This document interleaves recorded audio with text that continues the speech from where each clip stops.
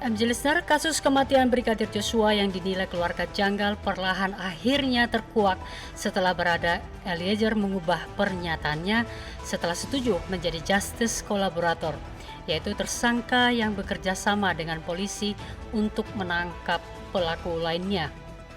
Dan di ruang dengar Anda saat ini sudah bergabung kuasa hukum dari Barada Eliezer, Bang Deolipa Yumara. Halo Bang, selamat siang Bang. Salam merah putih, selamat siang. Salam merah putih, semangat sekali nampaknya hari ini Bang. Enggak, ini lagi tiduran. Bang, Abang tadi sudah mendengar beberapa berita yang kami sampaikan Bang ya?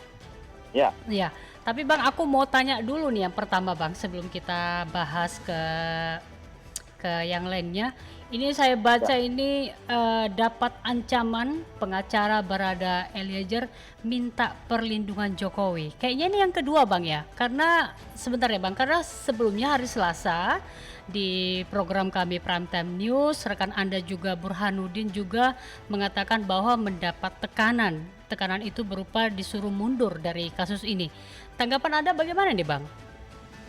Ya biasa aja, ancaman kan biasa aja. Kalau waktu kita kuliah dulu kan ada ilmu kewiraan tuh, ancaman dari luar, ancaman dari dalam. Itu biasa aja, apalagi kita pengacara, udah 22 tahun jadi pengacara, sering kali diancam orang. Yang kita takut itu bukan ancaman dari mana-mana, ancaman BIN kita paling takut tuh.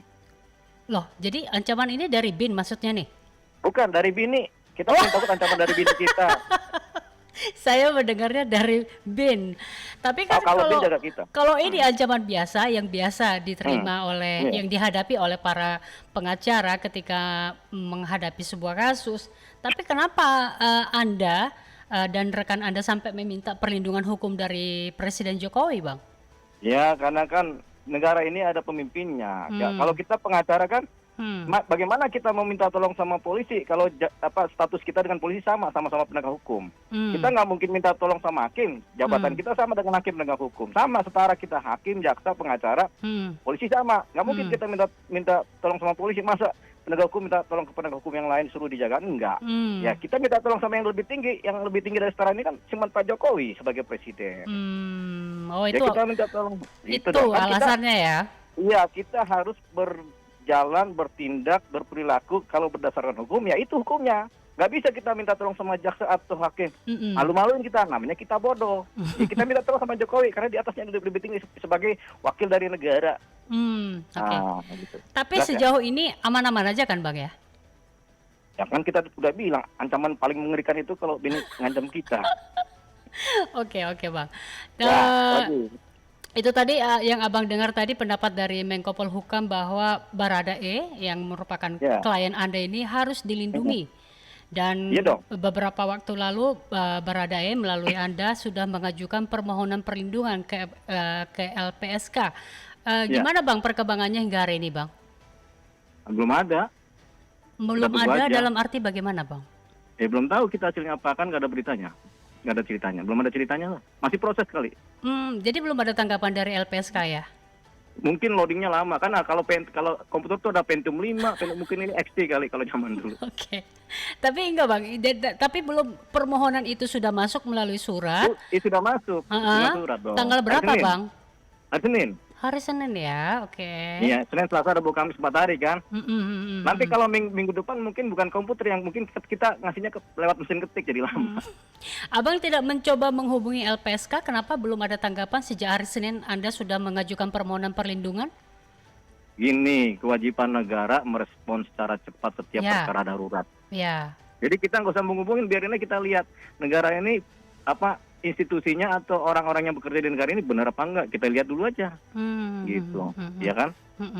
Tapi saya baca sih, saya dengar dalam wawancara di Metro TV bahwa LPSK terlebih dahulu akan meminta koordinasi mungkin dengan tim Sus Polri. Apakah mungkin gara itu hambatannya sehingga surat permohonan Anda belum ditanggapi? Begini, LPSK harusnya secara formal menyatakan dalam perlindungan dia. mengenai kebutuhan tim sus Polri untuk menyidik si Baradae, silakan aja sebagai tim sus kan. Tapi paling enggak dia langsung aja ngambil keputusan setelah memeriksa. Ini kan perkara 2 jam 3 jam pekerjaan aja. Ya, kalau dia mau meriksa kejiwaannya si Baradae, kan dia tinggal bawa psikiater, psikolog, pakai asesmen, dia bawa alatnya, dites sebentar, dipakai alat penguji kebohongan. Kalau udah meresap semua kan 1 jam selesai, langsung aja dia bikin keputusan sepihak, nggak perlu lagi koordinasi. Lamaan koordinasi itu. Yang penting formalnya aja dulu. Yang penting ya dalam lindungi LPSK titik udah. Baru koordinasi berikutnya adalah kalau Polri tim sus Polri memerlukan kebutuhan penyidikan terhadap Baradae, kan tinggal di koordinasi, teleponan gampang. Sekarang ada WA kok, sekarang kan gampang aman. Bang, saya mau pinjam dulu tersangka, beres selesai kan, begitu aja persoalannya kan. Ya kan, masa ini sampai 2 hari 3 hari 4 hari ya. Udah 4 hari nggak ada bunyi. Nah, kita kan tadi pikir ini Pentium 5 nih, jangan-jangan ini komputer kelas canggih nih kan yang harga 50 juta nih. Ternyata lama-lama kita pikir jangan-jangan ini XT nih. Zaman dulu kan ada komputer XT nih. Yang lemotnya minta ampun. Oke Bang, kira-kira ada nggak sih kemungkinan, kan biasanya ya kalau yang saya tahu seorang yang mengajukan permohonan perlindungan ke LPSK akan ada informasi yang penting yang akan disampaikan ke LPSK, baru kemudian LPSK yang mungkin akan mengumumkan ke publik kenapa alasannya seseorang itu mengajukan permohonan. Tapi kan ini kan agak terbalik ini Bang ya. Ini sebelum klien Anda masih mengajukan diri sebagai justice collaborator, tapi Anda sudah mengeluarkan beberapa statement-statement yang pada akhirnya kita lihat pengusutan kasus ini bergulir dan puncaknya di hari Selasa kemarin Kapolri mengumumkan tersangka baru. Apakah ini mungkin yang menjadi hambatan dari LPSK ya Bang ya? Gimana? Tidak ada hambatan di dunia ini. Kalau kita pintar nggak ada hambatan, kalau kita bodoh ya pasti banyak hambatan, kan begitu. Jadi ya si LPSK ini, dia ini kan ada 2 posisi. Lembaga perlindungan saksi dan justice kolaborator kan, terpisah kan. Justice kolaborator silakan aja, dipakai nggak dipakai. Tapi kalau ini kan saksi kunci, paling tidak ini adalah saksi kunci, ya karena dia saksi kunci lembaga perlindungan saksi. Kalau saksi kunci ini kuncinya dibunuh orang, nanti berantakan semua konstruksi di pengadilan. Saksinya mati bagaimana? Ya kan? Makanya penyelamatan itu dulu. Makanya nggak perlu lagi cerita tentang justice collaborator. Ngapain justice collaborator juga? Uang saya udah cerita macam-macam juga, isinya sama. Ya kan? Itu udah nggak perlu sebenarnya. Tinggal saksinya ini doang. Lindungi saksi ini, setiap menit, setiap detik ada kemungkinan dia mati dibunuh sehingga saksi ini hilang. Gitu. Nah, hari Selasa kemarin itu Mahfud MD mengeluarkan statement, dia meminta khusus agar dilakukan perlindungan terhadap klien Anda. Bahkan dia mengeluarkan kata ada terhadap mungkin peracunan atau segala macam. Itu apa? Sinyal apa itu Bang? Apa memang benar klien Anda dalam keadaan terancam saat ini? Tidak hanya Anda? Itu bahasa orang-orang pintar. Kalau orang pintar kan mikirnya tuh 15 ke depan. Kalau orang bodoh kan 1 kali ke depan kan gitu. Kalau orang pintar saya kan sama aja pikiran sama kayak Mahfud MD. Langsung aja sama kayak Pak Sono Haji, langsung aja. Mendarurat kok. Yang paling penting aman. Ada ancaman maupun tidak ancaman kita jaga buru-buru. Sama kayak negara kita ini. Ada ancaman, gak ada ancaman, cepat kita tangkap dengan tentara kita. Ada antisipasi terus. Bang ya, gitu ya. Nah, Bang, itu yang namanya anticipated. Salah, anticipation. Oke Bang. Bang, aku bawa sedikit flashback sedikit Bang ya. Nah, ketika minggu lalu kita juga media sibuk sekali breaking news hampir setiap hari ketika tiba-tiba klien Anda Barada Eliezer mengubah pengakuannya dan kemudian membuat pengakuan ada 4 poin yang saya baca ya. Ada 4 poin pengakuan yang disampaikan oleh Barada Eliezer, yaitu sebentar ya Bang, aku lihat dulu datanya nih. Tapi pengakuan itu telah membuat perubahan yang signifikan. Yang awal-awalnya katanya membuat orang tersentak itu Bang. Nah, yang saya tanya itu adalah apa sih Bang alasan daripada Barada Eliezer akhirnya dia mengubah pengakuan di awal dengan yang disampaikannya waktu dengan pengacara yang lama, dan kemudian berganti pengacara, dia akhirnya memutuskan saya mengubah pengakuan, dan akhirnya itu bergulir terus hingga penetapan tersangka baru pada hari Selasa oleh Kapolri. Apa Bang yang menjadi alasan kuat dari Barada Eliezer? Sebenarnya ini kan pekerjaan penyidik ya. Penyidik sudah bekerja, sudah menggiring-giring, sudah mulai ada titik terang, tapi kan baru titik yang terang. Belum semuanya terang kan. Gitu. Kecuali udah mulai kebuka nih kan. Nah, cuman kan si Eliezer ini kan masih galau. Nah, dia masih galau karena masih ada konstruksi skenario lama di kepalanya yang terngiang-ngiang sama perintah-perintah komandan lamanya itu kan. Didoktrin maksud Anda? Doktrin itu penting. Nah, doktrin itu kan kalau sudah masuk ke kepala kan susah keluar. Sama kayak kita jatuh cinta sama cewek si Yani yang cantik itu di kepala kita, Yani aja pikiran kita. Padahal masih ada Yuni sama Desi, ya kan? Gitu. Kayak Yuni aja, Yani di pikiran kita. Nah, pelan-pelan kita bilang ini bukan Yani ya, tapi Desi, nanti kita punya cewek yang baru nih kita kasihin gitu. Gitu. Akhirnya dia keluarkanlah itu si Yani dari kepalanya jadi Desi. Nah, itu bahasa ininya ya. Itu pada hari apa Bang Eliezer memutuskan dia merubah pengakuannya Bang? Hari Sabtu. Hari Sabtu pas sudah berdiskusi dengan Abang ya, ketemu dengan Bang Deo dan Bang Burhanuddin ya. Sebelum dengan saya pun dia sudah sama penyidik sudah bicara begitu juga, tapi dia belum mampu untuk mengungkapkan secara gamblang karena dia masih ada timbang-timbang apakah dia tetap skenario lama apa skenario baru. Tapi kan dalam kebimbangan, orang yang bimbang itu kan sebenarnya perlu Tuhan, apalagi dia bersalah kan, punya dosa kan. Saya ajak aja berdoa. Berdoa, Tuhan Yesus tolong dia, tolong begini kan, saya ajak berdoa ya. Itu udah akhirnya dia sadar. Akhirnya pelan-pelan dia sadar dia tenang. Dan doktrin itu terlepas dari keluar. Oke Bang. Doktrin itu kan kayak setan hinggap di kepala. Keluar tuh setannya kan gitu. Ini berkat Bang Deo dan Bang Burhanuddin atau gimana nih Bang? Atau tidak, penyidik? ini berkat penyidik. Sama-sama kerja, saya di penyidik yang di lapangan sama aja, kita saling bahu-membahu kok dalam menyelesaikan ini. Jadi kerjasama antara penegak hukum, pengacara dan penegak hukum kepolisian bekerja sama. Yang ini yang bagus, kalau sekedar begini kan bagus. Luar tuh isinya. Bang, hingga sejauh hari ini Abang masih bebas untuk bertemu dengan klien Anda di Makobrimob? Nah, kalau klien saya yang mana nih? Ya, Eliezer dong Bang. Oh, dia di Bareskrim bukan di Makobrimob. Maaf, di Bareskrim? Iya, bebas aja kalau saya mau datang. Sebenarnya ini saya lagi tidur-tiduran santai nih. Klien saya juga lagi santai juga, pasti di tahanan. Lagi nongkrong juga pasti dia. Terakhir Abang kapan ketemu dengan Barada Eliezer? Ya, sepanjang hari Sabtu sampai Minggu. Oke. Kemungkinan akan bertemu dengan Barada Eliezer kapan lagi Bang? Telepati, kalau dia pengen ketemu kita pengen ketemu dia, kita pasti ketemu. Telepati Bang ya? Kita lagi santai dua-duanya. Oke Bang, ini ya saya baca ini pengakuannya dari Barada Eliezer ini ada 4 titik. Pertama, dia bicara soal baku tembak itu tidak ada. Kedua, kemudian soal bekas tembakan di tembok itu merupakan alibi dari mantan Kadif Propam Verdi Sambo. Dan ketiga adalah tentang senjata Brigadir Joshua disebutkan digunakan oleh pelaku lain. Dan keempat adalah penembakan itu dilakukan oleh Barada Eliezer karena perintah atasan. Betul, cuma itu cepat sekali. Nah, terkait tadi soal yang 4 poin pengakuan dari Barada Eliezer itu, sebenarnya Bang, seperti apa sih Bang kronologinya jadi peristiwa itu terjadi? Karena baru tadi malam kita lihat ada CCTV yang beredar tuh Bang. Ya, itu CCTV setelah dirusak ketemu lagi tuh CCTV. Nah, itu kita herannya kalau kita lihat itu CCTV ya Bang. Kalau kata penyidik lama atau mungkin kata Kapolres kan kesambar petir, ya kan? Betul kan? CCTV kesambar petir kan? Nah, setelah petirnya kita marah-marahin, dia bilang ya udahlah saya balikin lah ininya CCTV. Jadi petirnya dimarah-marahin dulu tuh. Kan disambar petir tuh CCTV, kita kejar petirnya. Oh ya dibalikin. Sorry Bang, salah ngambil. Saya nggak mau ngambil CCTV, pengen ngambil sendok doang. Bawanya CCTV gitu. Udah.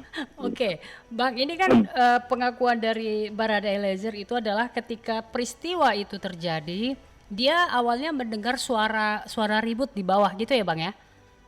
Oh, itu udah teknis substansi materi. Saya nggak ngikutin itu ya. Lanjut. Dia itu. Abang bisa nggak kami tahu Bang, suara-suara apa sih teriakan itu, ribut-ribut itu Bang? Nggak bisa, itu udah substansi materi. Saya mah nggak bisa tahu. Tapi itu kan saksi yang mendengar dan melihat. Kalau saya mendengar, kalau saksi mendengar kan dia tahu dia dengar suaranya apa. Kalau disampaikan saya kan beda lagi persepsi saya tentang mendengar itu. Kalau saya budak ya susah juga saya mendengar yang begitu-gitu kan begitu. Jadi itu termasuk materi substansi penyidikan. Oke. Nah, ini terkait soal ini Bang, karena Barada Eliezer katanya diperintah oleh atasan. Seperti tadi saya balik lagi ke bawah ke Menko Polhukam Mahfud MD, apabila terbukti hanya diperintah untuk menembak Brigadir Joshua, dilihat dari peran Eliezer ini, apakah mungkin dia akan bebas dan bagaimana Anda sebagai kuasa hukum akan membawa ini nanti di persidangan, Bang? Ya, kalau kita lihat ya kan ada pasal 51 di mana barang siapa dalam jabatannya diperintah oleh pimpinannya juga dalam jabatannya, dia tidak dihukum karena yang salah pasti pimpinannya. Perintah dalam jabatan. Ada kemungkinan dari sisi Anda sebagai kuasa hukum, Bang? Ada kemungkinannya. Kalau memang itu murni kejadian seperti itu, ya bisa terjadi lolos lepas dari hukum. Beda kalau misalnya sebenarnya mereka udah ngobrol-ngobrol nih. Si Ferdy Sambo, saya udah nggak bicara bintangnya lagi, udah hilang bintangnya soalnya kan si Ferdy Sambo ini. Kemudian ngobrol sama si Barada Eliezer, bro, kita bunuh si ini yuk. Kenapa? Ya udahlah, kita bikin kacau aja dunia ini, Indonesia. Kita bikin cerita aja kita bunuh. Ya, oke bro, siap bro. Gimana caranya? Ini kita buku atur ya, kita tembak-tembak, terus kita bikin alibi kan gitu. Nah, itulah pembunuhan berencana tadi. Nah, ketika itu pembunuhan tadi, berarti si nggak ada dalam berita kan orang sama-sama sepakat, gitu kan? Si Baradae sepakat sama si Ferdy Sambo membunuh. Nah, yang dimaksud pembunuhan berencana adalah kesepakatan tadi, ya kan? Sama-sama niat, sama-sama punya motif, motif yang sama. Si Ferdy Sambo punya motif, si ini punya motif, si Baradae punya motif. Tapi kalau ini kan tidak atas perintah. Ferdy Sambo punya motif membunuh, sementara si Baradae nggak punya motif membunuh. Nah, itu beda, makanya atas perintah tadi. Makanya nggak bisa dihukum dia. Sama pikiran kita sama kayak Pak Mahfud.